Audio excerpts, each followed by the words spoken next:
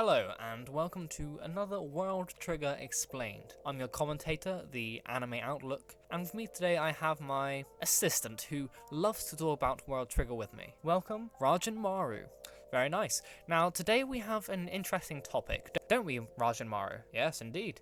So let's tell the viewers about the use of shooter triggers. So for the audience at home, they can explain a bit as to what some of these triggers do and try to show off to their friends. So one of the classes of border combatants is the shooter class, and these are border agents who specialize in the use of bullets but without firearms. A certain quote by Karasuma is that a shooter can manipulate bullet properties at will.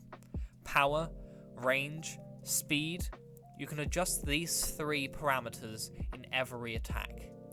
You can scatter small shrapnel or fire one big blast.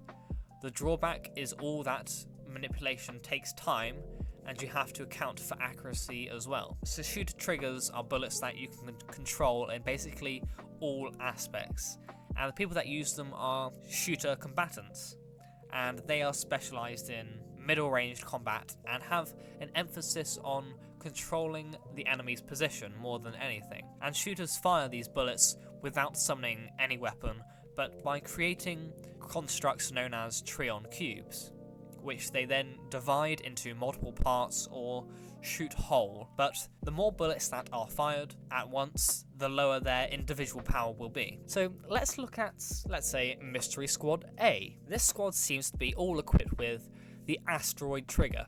Now, this was an interesting choice, as the Asteroid Trigger may be the most powerful of the shooter triggers. However, it can only fire in a straight trajectory and doesn't add any additional effects once the shot has landed. Yes, this may be very true that it's basically a one-trick pony.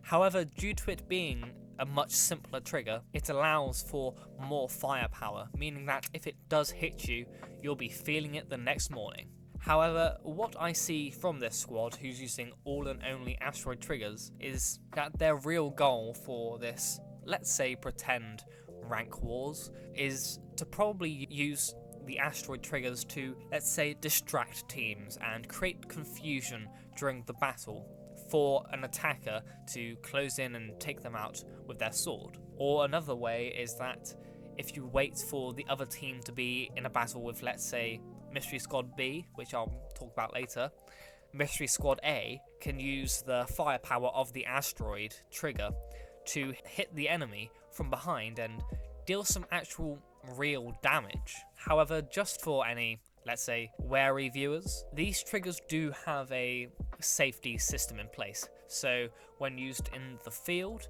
in the city of Mikado, if by some accident it hits a bystander, it will only actually knock them unconscious and won't harm anything other than Trion, typically. Now, Asteroid is very fun. You can't use it in as many different ways as the other shooter triggers I'll be mentioning next. However, it's very straightforward. You shoot, you hit, and you move on, which is also my dating advice. Get it, Rajan Maru? No? Okay.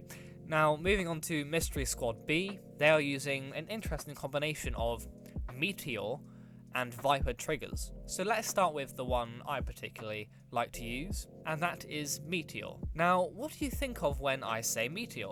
A big explosion? Dinosaurs? Well, sadly this trigger doesn't call upon dinosaurs. However, a big explosion is the right answer. Now, with Meteor, it has a wide range of impact, but lacks penetrative power of the other shooter triggers. And as well as this, to inflict damage, but that's not that much of a downside, because to inflict damage, the bullets don't actually have to hit your opponent. It all comes down to the amount of Trion that you use in your shot. So let's say you have a large amount of Trion put into your Meteor shot, the explosion will actually engulf and harm the opponent instead of actually precisely striking them like an asteroid would at one spot. And if you didn't know, Meteor can actually be planted in the ground or connected to other devices. And this is why I particularly like Meteor, is because you can use it in different ways. You can use it more like a bomb. instead of a bullet. So let's say I, hypothetically, in a battle scenario in which Mystery Squad B and A will be in, Mystery Squad B can set a trap of meteors in a building and then draw Mystery Squad A into that building, and once Trion Cube is actually struck, it will explode, and then the whole building will come down, and Mystery Squad A will be heavily impacted and most likely have to go back to HQ. But last but not least about the meteor triggers is that if you are on, let's say, your last leg, you can also commit a suicide bomb on your opponents using the very last of your Trion, which is very much my style.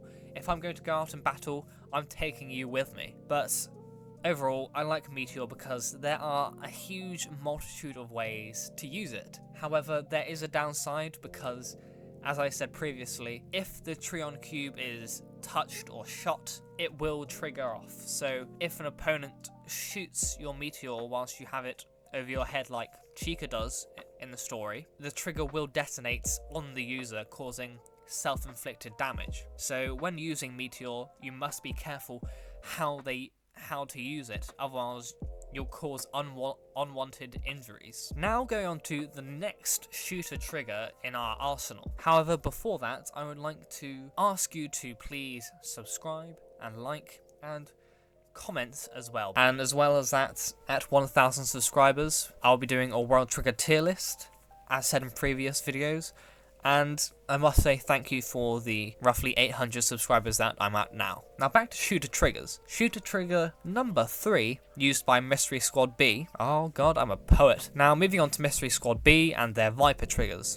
Viper is a rather unique trigger as it can be fired in any trajectory. So not even, let's say, a wall or a shield can block a shot from a Viper if used properly. However, even though the possible flight patterns are basically infinite, they have to be planned out before the shot happens, down to the exact angle. So, as well as this, it is rather hard to create new flight patterns in the heat of battle, because honestly, most of us couldn't even do basic maths while in the heat of a battle, let alone calculate every single angle that you want your shot to go at in the heat of battle to go at. So I think it's kind of hopeless for us normal humans to expect to use and adapt in the heat of battle. So what most users do is they have a set few paths that they stick to, such as a technique known as the birdcage, which has 2 triggers of Viper shooting at the same time, so dispersed Trion shots converge from a multitude of angles on one opponent. So most users of the Viper tend to have these presets to use, unlike Izumi are somewhat geniuses and can just do it on the fly and set their Vipers going straight for the opponent. So with Mystery Squad B using such a complicated trigger, it's kind of hard to really predict how it'll be used in this fake rank wars. We just have to watch and wait. And even though Rajmaru, my co-host, has said nothing so far and is getting rather hungry, and I get the feeling he wants to go home, we still have one last trigger to explain until we start this rank war. The last shooter trigger to be explained is called Hound, and it's going to be used by Mystery Squad C. And no, it's not a dog summoning trigger, even though that would be pretty cool. If you haven't heard of Hound before, you might know